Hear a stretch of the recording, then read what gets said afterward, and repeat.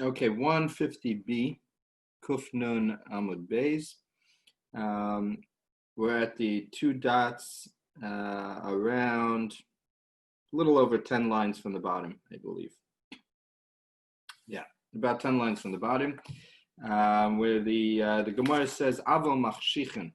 So the Gemara says that the halacha in the Mishnah was that one is permitted in certain instances to wait at the edge of the tchum, at the edge of the boundary of his tchum, how far he's permitted to travel on Shabbos, in order to be immediately prepared to do certain actions after Shabbos. So the Gemara now poses a question, leaving aside the halacha of whether or not he's allowed to prepare on Shabbos to do this after Shabbos. The Gemara questions, how is he permitted to do these actions after Shabbos? Says the Gemara, but he has not yet made Havdalah. So if he's not yet made Havdalah, if he has not yet made Havdalah, then how is he permitted to do these actions before he does Havdalah? Amar Elazar ben Antignos, Mishum Eliezer ben Yaakov. Elazar ben Antignos said in the name of Elazar ben Yaakov, Asur lo la'adam sheyaseh chafatzav kodem sheyavdeh. It is forbidden for a person to do malacha, for a person to take care of his needs before he makes Havdalah. Now, v'chitema, perhaps he'll tell me the avdil b'tefillah. Perhaps he's relying on the Havdalah that he recited during the davening. As we say, the halacha is, we say in Atachon Antanu, and we say Atachon Antanu in the bracha of Atachonin. So we add that in to be Havdalah. So perhaps that's what he's relying on. The Gemara, we know that is not sufficient. That doesn't suffice for a person's obligation. He's required to make Havdalah again on a kos, on a cup of wine. So he's still obligated for Havdalah. So perhaps he'll tell me that he did make Havdalah, and we're referring to a case where he did. So says the Gemara, kos b'sadar me'ika. It doesn't seem likely. We're going to say that this person has a cup of wine with him in the field. So says the Gemara, Tirgamar of Nasan Barami Kamei de Rava Beina Gitos Shanu. Yeah, we can interpret the Mishnah to be talking about a case when a person is located amongst his vats of wine, and therefore he will have a cup with him, and he's able to make Havdalah on the wine that's with him, and that's the case here. And therefore, you're correct to say that otherwise he would not be permitted to do his work, but we're referring to a case where he does make Havdalah. Amalei Rav Abba Rav Ashi. So Rav Abba says to Rav Ashi, B'may Rava minon hachi hamavdil ben kodesh l'chol va'avdinon tzurchin. So Rav Abba said to Rav Ashi that no, I have a different answer for you, and following the custom of us B'may Rava, those of us living in Eretz Yisrael in the West, we say Hamavdil ben Kodesh L'chol. We say the words Hamavdil ben Kodesh L'chol, V'avdina Tzurchin, and then we permit ourselves to do malacha, to do our work that we need to do. And Amar Rashi ki Avina be Rav Kahana Hava Amar Hamavdil ben Kodesh L'chol Saltinan Silti. So when I was by Rav Kahana, he would in fact do this. This was his custom. He would say the words Hamavdil ben Kodesh L'chol, and then he would take care of his needs. So you see that it's permitted for a person to do malacha immediately after ending Shabbos, even if he has not yet actually made Havdalah. Okay. The Gemara is now going back to explain the statement of Abba Shaul that we had in the Mishnah on 150a, on Kuf Nun Amud Aleph. Abba Shaul had said a klal. Klal Amar Abba Shaul, anything that I am permitted to say, to talk about, to discuss on Shabbos, I am allowed to be machshich, I am allowed to prepare on Shabbos to do that action after Shabbos. Now, we mentioned that anytime we say the words klal in a Mishnah, a general rule, it's coming to include things that were not otherwise discussed in the Mishnah. So the Gemara now wants to know, what is it that this is coming to include? So asks the Gemara, Abba Shaul Ahaya. What case is Abba Shaul referring to? Now, Ilema Aresha, on the last line, Ilay ma Reisha, if it's referring to the Reisha of the Mishnah, it's referring to the case at the beginning of the Mishnah where we said, Ein machshichin ala tchum liskor po'alim lahavi peiros, that one is not permitted to walk to the end of his tchum to be prepared to immediately go after Shabbos to hire workers or to harvest fruit. So going on to Kufnun Aleph, onto 151a. Hi, kol shani zakai ba'amiroso, rashay ani b'chashichoso. So it says the Gemara, if that was the case that Abba Shaul was coming to disagree with, and he was coming to say, if he's coming to agree with it, but he's coming to offer the rationale behind it, and he's saying that the reason why one is not permitted to walk to the end of the tchum is because he's not permitted to discuss these actions on Shabbos. So then Abba Shaul's logic is backwards, right? Then what he should have said was, Kol shani zakai ba'amiraso, rashani b'chashichaso, anything which I'm permitted to discuss, I am permitted to prepare for after Shabbos. But what the words that Abba Shaul said were the opposite, right? Kol shani zakai ba'amiraso, right? Then he should have said the other way around, right? So says the Gemara, right? He should have said the opposite. He should have said anything which I'm permitted to walk to the end of the tchum for, I should be permitted to discuss on Shabbos. So it says the Gemara, Ella asefa koi. Rather, it must be that he's referring to the second case of the Mishnah, the later case of the Mishnah, which is not the case of things which are forbidden to do, but rather it's the case of things which are permitted to do. Okay, so he's talking about the case of the Mishnah where the Tanakama had said to us that one is permitted to walk to the end of the tchum in order to prepare to watch over his field after Shabbos.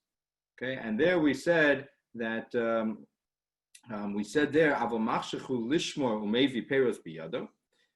that he's permitted. Tanakama said at the beginning in the Mishnah that he's permitted to walk to the edge of the tchum in order to be prepared to go and watch his fruits, to watch his fields after Shabbos. The reason for that is because watching over the field, which does not involve any malacha, is not something which is forbidden to do on Shabbos. He's just standing there. So since it would be something which he's permitted to do on Shabbos, he's even permitted to prepare for it on Shabbos for after Shabbos. So now, if that's the case, now perhaps what Abba Shaul is coming to add is that a person would be permitted to discuss watching over his field on Shabbos. Now, if that was the case, right, and that's what Abba Shaul is coming to add, right, then once again, his wording is backwards, right? The wording that he should have said is, since the Tanakama says he's permitted to walk to the edge of the tchum to prepare on Shabbos to do this after Shabbos, then by that reasoning, by that logic, then it should be permitted to discuss it on Shabbos as well. But the words that Abba Shaul said were the opposite. Abba Shaul said that anything which I am permitted to discuss on Shabbos, which is not talked about in the Mishnah, that's not something the Tanakama mentioned, then he's permitted to prepare for it, which is what the Tanakama mentioned.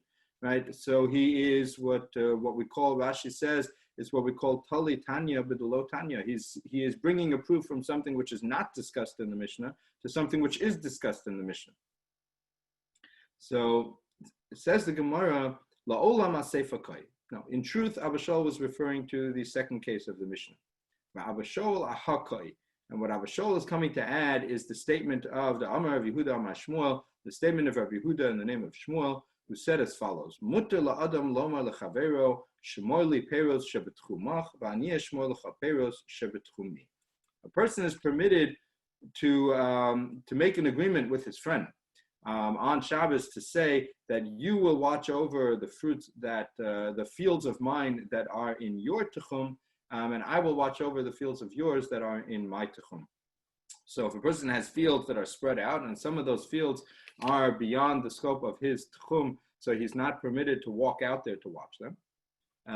But he has a friend who lives further away and is within that tchum, So he can make up with his friend that his friend will watch over his fields and he'll watch over his friend's field.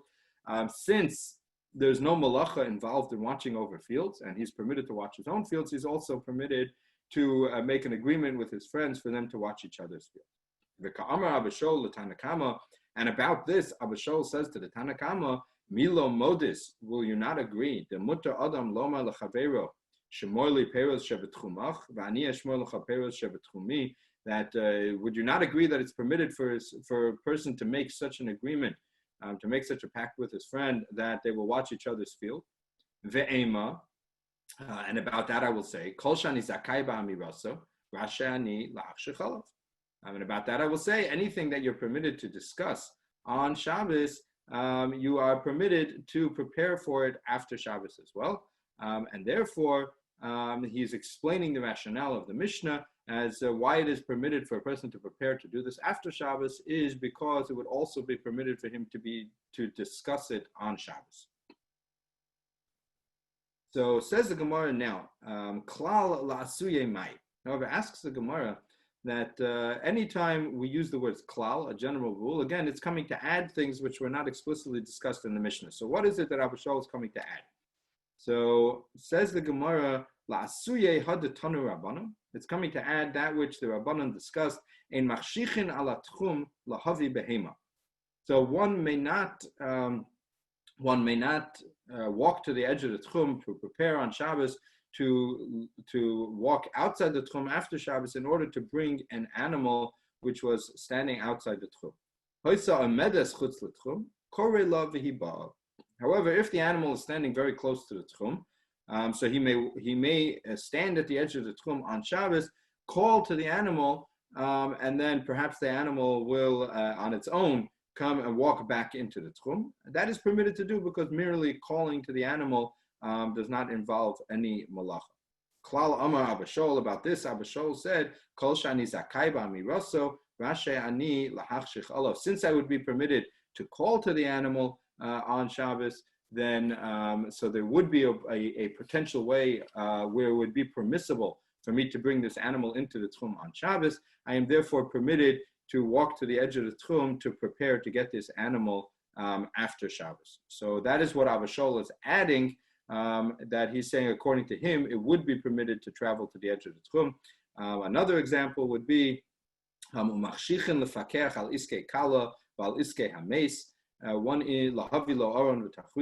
is permitted to walk to the edge of the tchum to be poised to then be involved in doing malacha for the sake of a bride, of marrying off a bride, or for the sake of burying the dead, of going to get him a coffin or shrouds. And va'omrim lo leich lemakom ploni, and he's permitted to discuss on Shabbos to say to instruct someone, travel to this and this place to go and get the needs of the bride or the needs of the dead. And if you don't find in this place, travel to another place. If you don't find for 100, buy for 200. He's permitted to give explicit instructions on Shabbos because, like we mentioned yesterday, these are things involved in the performance of mitzvah, which is permitted to discuss on Shabbos. And about that, Abba Shaul will add that the reasoning behind this is, since he's permitted to discuss this on Shabbos, he is permitted to travel to the edge of the tchum to be poised to then embark to go and be involved in this malacha after Shabbos. Since he's permitted to discuss it on Shabbos, he's permitted to prepare on Shabbos to do so after Shabbos. Rabbi Yossi bar Yehuda Omer, Rabbi Yossi in the name of Rabbi Yehuda says, Rabbi Yossi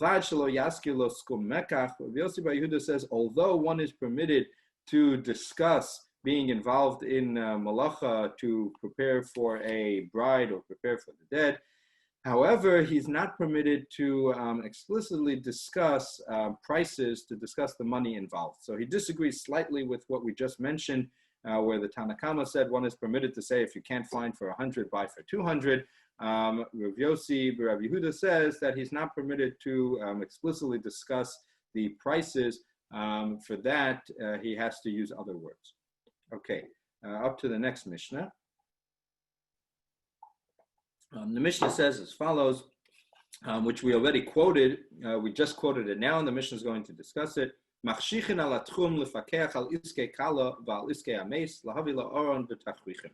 So one is permitted to travel to the edge of the tchum to then go and be involved in the needs of a bride or the needs of the burying the dead, to be involved in them directly after Shabbos. So he's permitted to prepare on Shabbos to be involved with them after Shabbos. However, he's not permitted to do any malacha on Shabbos to prepare for them. Here the Mishnah is going to discuss what happens if a non-Jew does the malacha on his behalf. Let's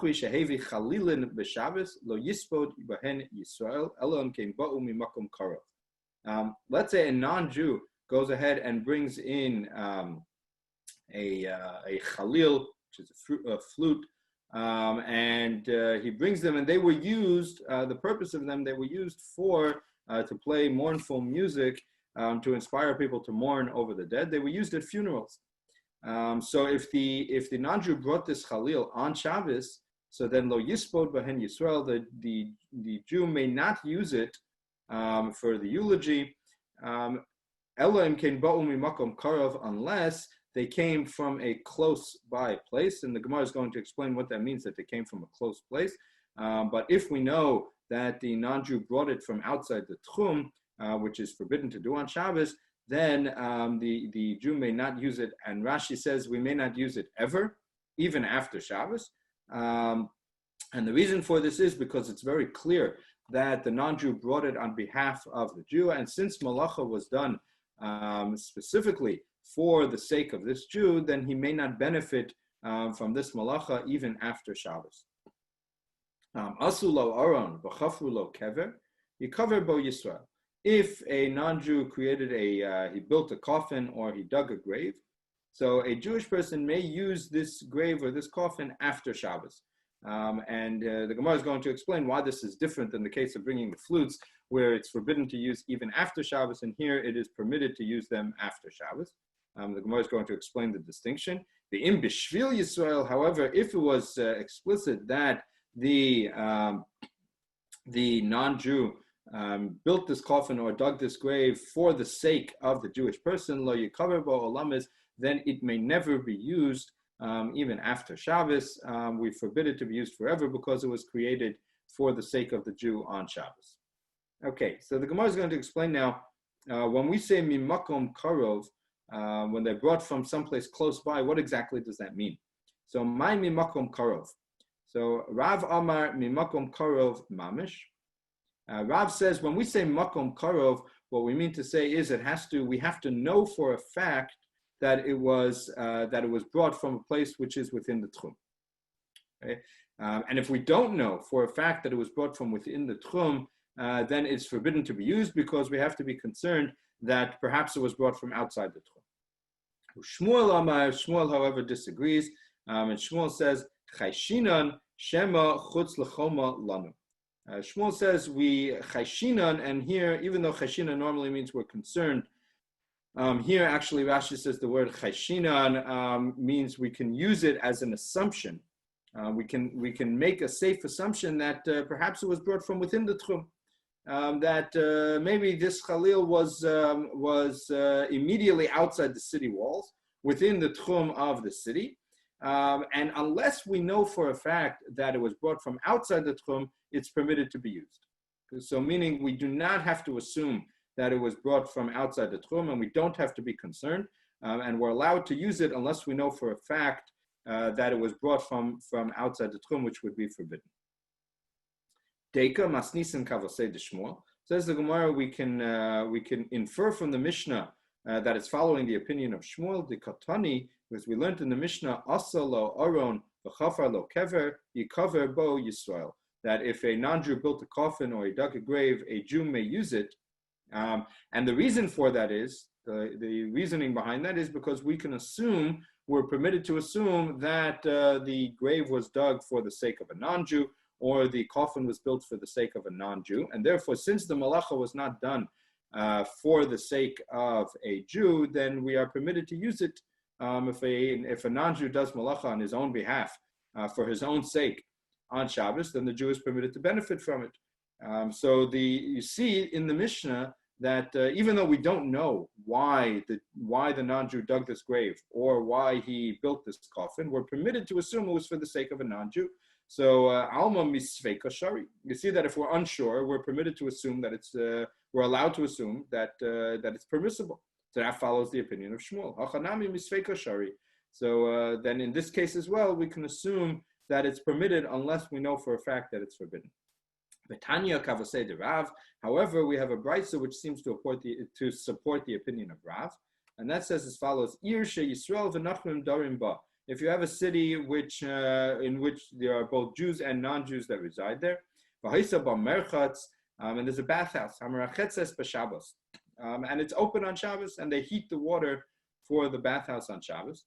Im rov nachmim, if the majority of the residents of the city are non-Jews, so la'erev rochitz ba miyad, then a Jew is permitted to use this bathhouse immediately at the end of Shabbos, immediately after Shabbos, because that the water was heated up on Shabbos was for the sake of non-Jews, not for the sake of the Jewish residents of the city.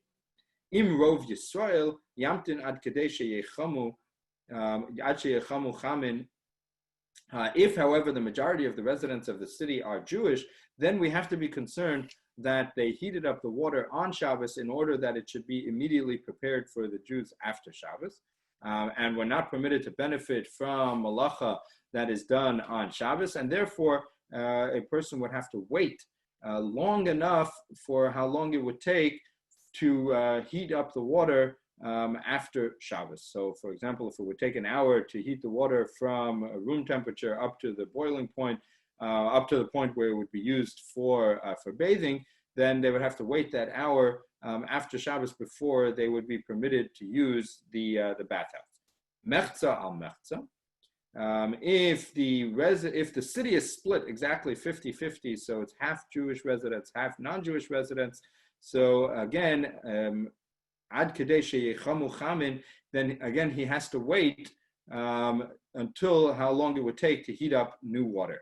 So you see from this brisa that when it's 50-50, and there's room for concern that perhaps it was done on behalf of the Jews, then it is forbidden.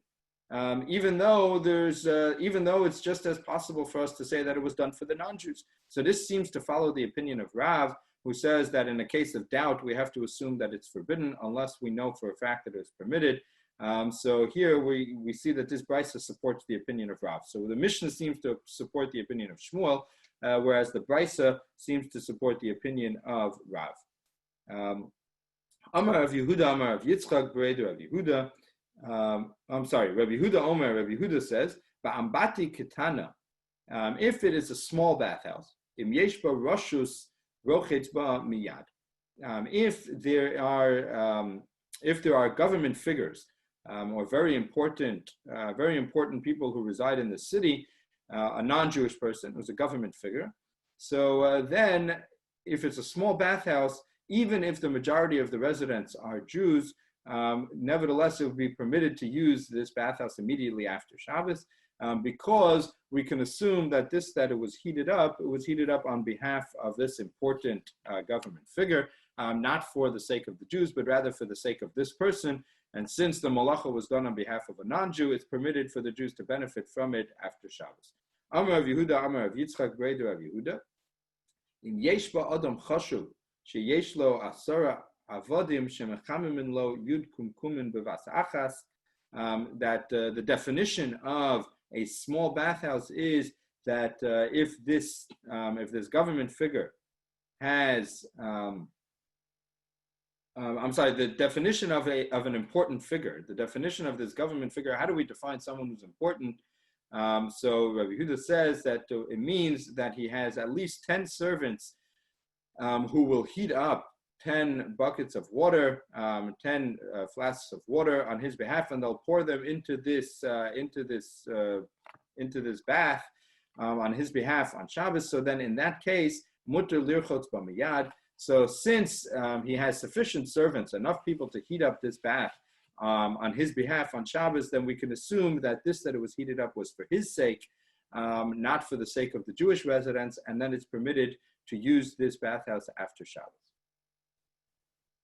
Okay, it says the Gemara, Asulo Aron v'chafulo kever. So in the Mishnah it said that if the non-Jew dug a grave or he built a coffin, then it's permitted for the Jew to use it after Shabbos. And the Mishnah does not tell us that we have to wait long enough for the malacha to be done after Shabbos.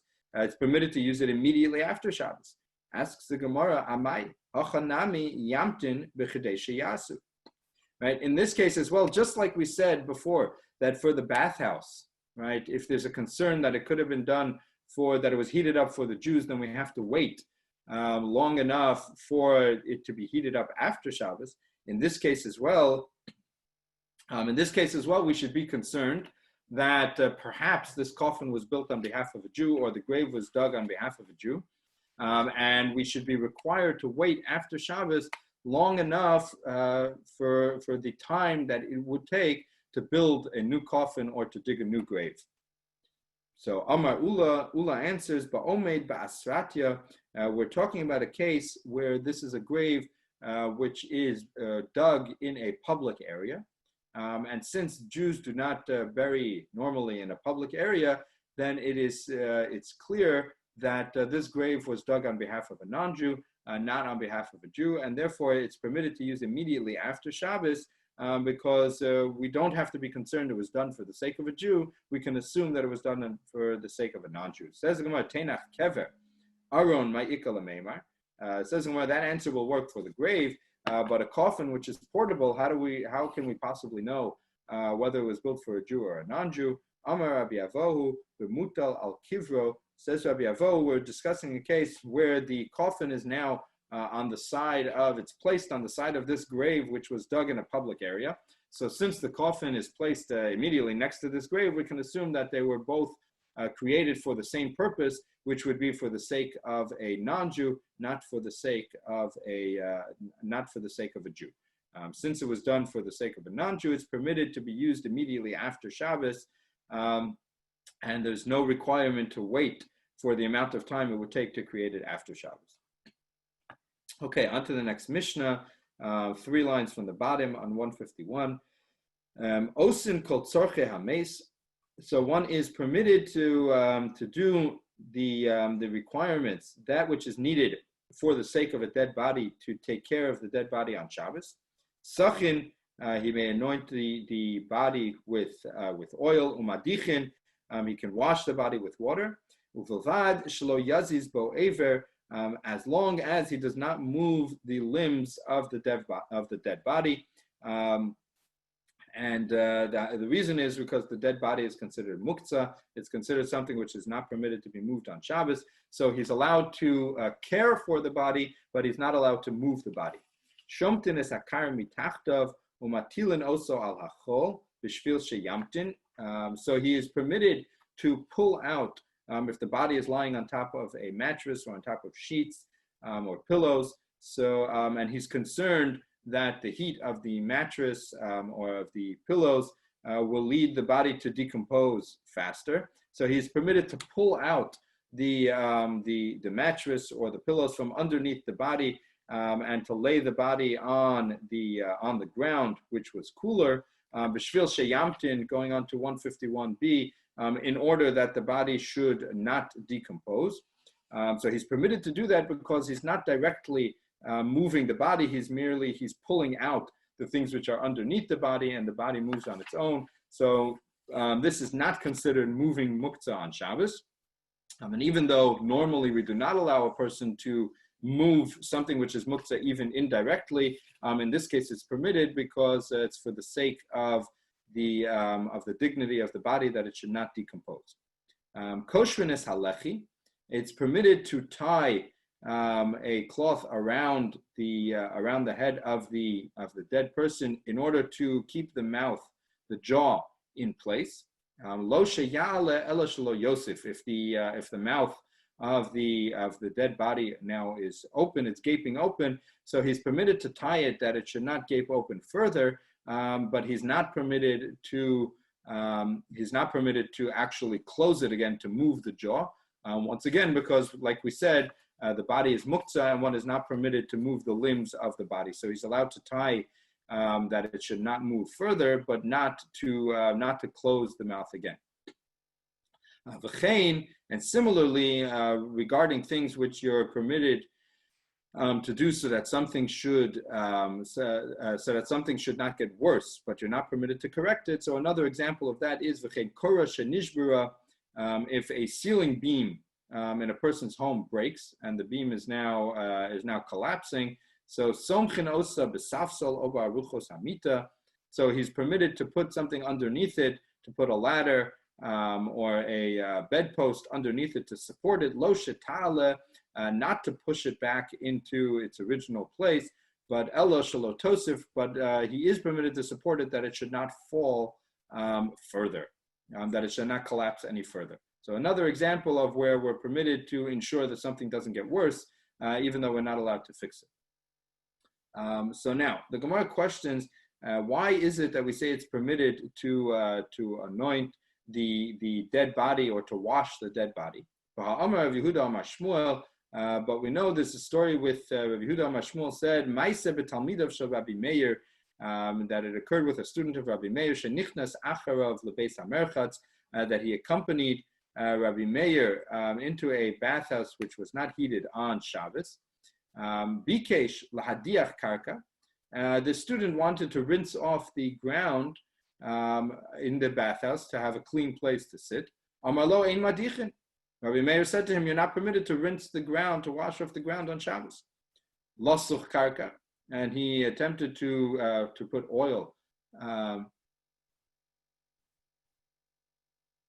So John is asking if the beam is a case of pikuach nefesh. So we're referring to a case where we're not concerned about the roof collapsing. That there's enough beams to keep the roof up. That's an excellent point. If there was a concern of the roof collapsing and trapping people inside it, so then certainly it would be permitted. Anything which regards a loss of life is permitted. We're referring to a case where there would be perhaps a monetary loss, but not where there's a concern of danger to human life. It's an excellent point. Thank you. Okay, so continuing here. So the student attempted to put oil on the ground, also to have a place to sit. So he said to him, Omar lo ein sachin. We're not permitted to do so. Now, the reason for this is because the ground, the dirt of the ground is something which is considered muktzah, because one is not permitted to sweep the ground on Shabbos. And the reason for this is because if one sweeps the ground on Shabbos, we're concerned that he may fill in holes that are in the ground. So if the ground is not level, we're concerned that he may level the ground. He may sweep the earth from one place to another in order to fill in holes in the ground. And filling in holes in the ground is forbidden. It goes into the category of the malacha of chofer, of plowing, which includes any sort of preparation of the ground for planting. And even if one is not doing it for the sake of planting, it would still be forbidden. So the point that the Gemara is bringing here is that you see that Rabbi Meir said to him that since the ground has the status of muktzah, the earth of the ground has the status of muktzah, it's forbidden to wash the ground, to pour water on it, or to pour oil on it. Now, therefore, asks the Gemara, if the dead body is considered muktzah, then it should be forbidden to pour water on it. It should likewise be forbidden to pour water on it, or to to anoint it with oil. So answers the Gemara, no. There's no comparison. It's not a question. Karka b'karka michlafa. The reason why Rabbi Meir forbade him from doing so was not because anything which is muktzah is forbidden to wash or to anoint. We don't have a proof of that, and that would not be true. The reason is because Rabbi Meir was concerned that if he permitted him to do so in the bathhouse, and Rashi explains that even though the floor of the bathhouse is tiled, the floor of a bathhouse is tiled and there's no concern, it's stone, there's no concern that he's going to fill in holes. Nevertheless, we're concerned if we permit him to wash the floor in the bathhouse, then he may wash the floor on an earthen floor as well. And there we're concerned he'll come to violate Shabbos. However, meis bekarka lo mechlaf, but we don't have to be concerned that if we permit him to wash or to anoint a dead body, that he's then going to come and wash the ground. There's no such a concern because the two have nothing to do with each other, and therefore it's permitted. And this follows the halacha that we have. We don't wash or mop floors on Shabbos, even though our floors, our indoor floors are they're not earthen floors, and there's no concern that you're going to fill in holes. However, we're concerned if we permit one to do so indoors, then he may do so on an earthen floor as well. And that's the halacha stated here, that therefore we're not permitted to wash floors on Shabbos, but certainly to wash a dead body or to anoint it. There's no concern that from there a person might extend this ruling to say he's permitted to wash the ground, and therefore that would be permitted. So again, it's permitted to wash the dead body as long as he does not move the limbs of the body. So kol la'asuye mai. So in the Mishnah we said that a person is permitted to do all of the tzarchei hameis, all of the requirements of the dead body. So again, anytime we use the word all, kol, it's including things which we did not state explicitly in the Mishnah. So what is it coming to add?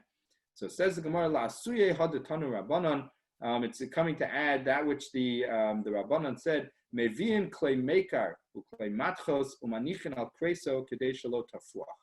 So it is permitted to bring cold vessels or metal vessels which are cold, and to place them on the stomach of the dead body in order that it should not swell and begin to decompose. So it's permitted to cool down the body in order that it not decompose. Upokikin es nekavav kedei shelo tikanes bahen haruach, and is also permitted to seal up, to use like a cloth to close up the orifices, the holes of the body, so that air should not enter and again cause the body to swell and decompose faster. Now, where do we see that there's such a concern that upon death the stomach of the dead body will swell and distend? So we see this. Shlomo amar b'chachmaso. Even Shlomo, in his wisdom, brought out this point that upon death the body will decompose and swell, and Shlomo is trying to bring out the mortality of the human being, how quickly a human being can go from a living person to a body which begins to rot and decompose. And Shlomo says, Ad shelo yiratek chevel hakesef, that a person should be careful with his actions to be righteous and perform righteous deeds before the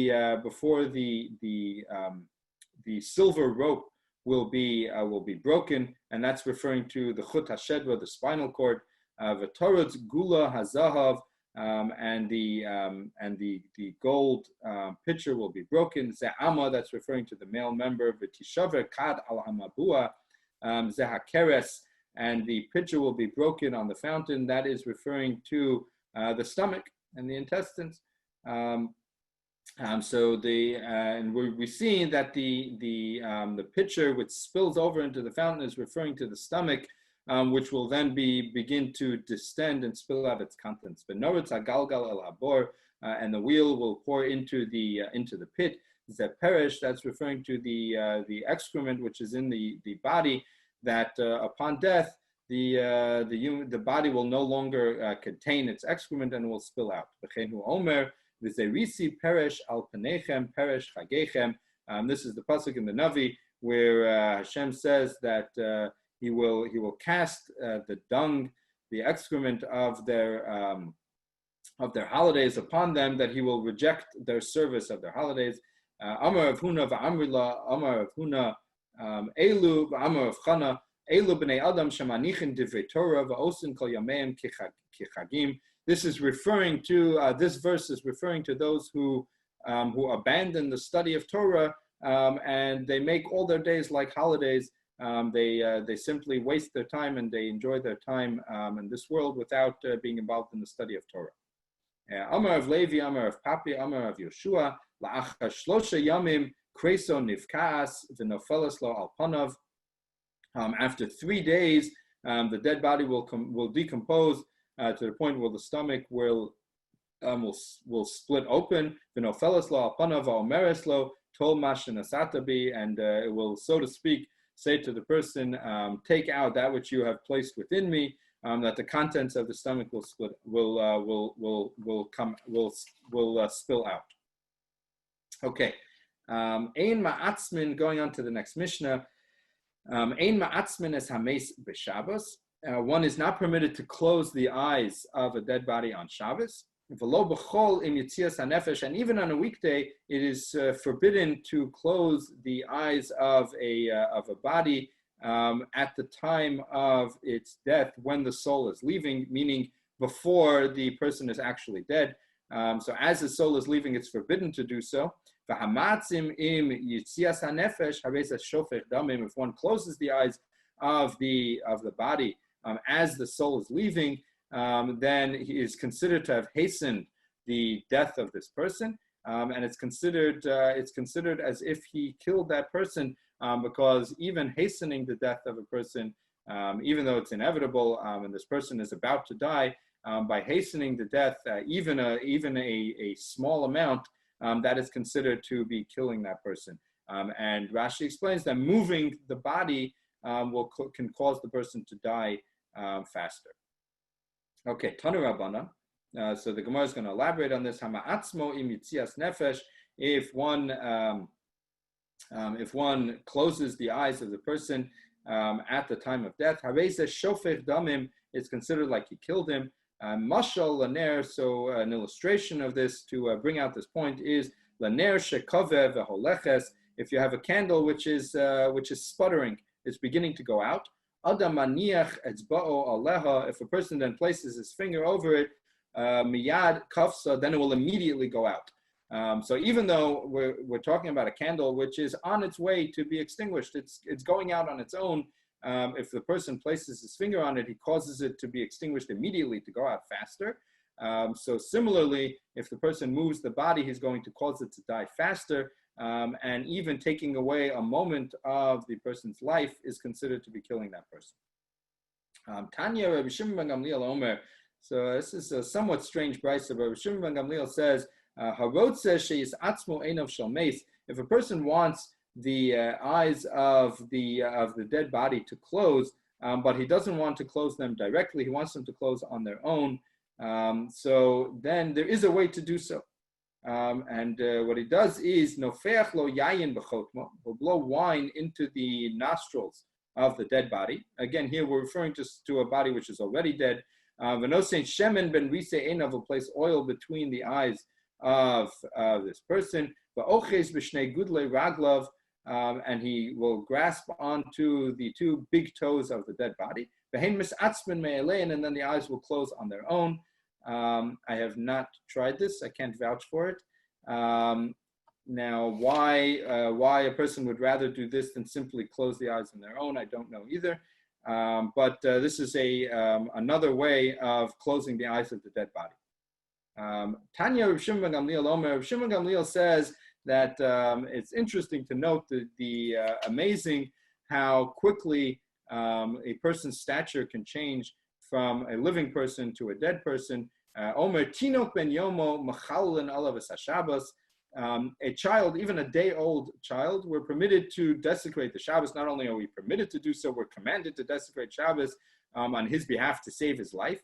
David Melech Yisrael Meis ein machalin alav Shabbos. But even King David, even David HaMelech, the greatest of even the king, right, the greatest of the people, once if he's dead, we're not permitted to violate Shabbos for the sake of his body. So he's bringing out the distinction, the tremendous value that the Torah attaches to human life, that even a day-old child is on a higher level than the king himself who is dead. Tinok ben yomo chai machal alav Shabbos amra Torah chalel alav Shabbos echad kedei sheyishmor Shabbosos harbe. The Torah says that we're commanded to desecrate Shabbos in order to save his life. And we do so that it's better to desecrate one Shabbos so that this child will then go on to live and keep many Shabbosos rather than keeping this one Shabbos, and the child will lose his life and not be able to keep many Shabbosos in the future. David Melech Yisrael Meis ein mechal and olav, ein mechal and olav. However, David HaMelech himself, even the king himself, once he's dead, we do not violate Shabbos. Kivan shemeis adam batel min hamitzvos, because once a person is dead, once a person is no longer alive, then he no longer keeps mitzvos.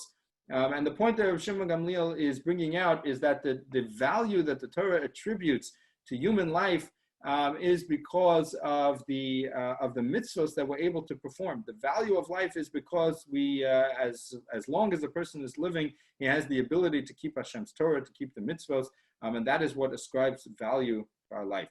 V'hainu da'amar Rabbi Yochanan, this is what Rabbi Yochanan states, the mesim chofshi, that the dead are considered free. What does that mean? Kivan shemeis adam na'aseh chofshi min hamitzvos. Once a person dies, he is considered to be free from performing mitzvos.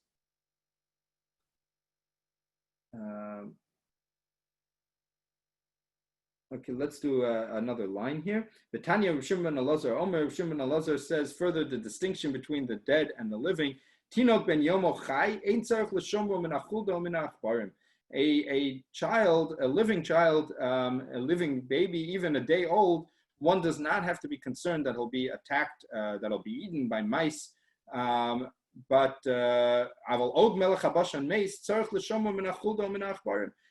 even someone as large and powerful as Og Melech HaBashan, the giant, once it's a dead body, then it needs to be protected from mice. Shenemar umorachem v'chitchem yeh. That Hashem says your awe and your fear will be placed on all the creatures of the world. As long as a person is living, even if it's a day-old child that has no real ability to defend itself, nevertheless the mice will be afraid of it, right? And they will not approach it. But once a person has died, then that fear and that awe disappears. And even if it's someone as powerful as Og Melech HaBashan, his body will still be eaten by the mice. Okay, we will we'll stop here for today. Thank you, everybody, and we'll continue with this tomorrow.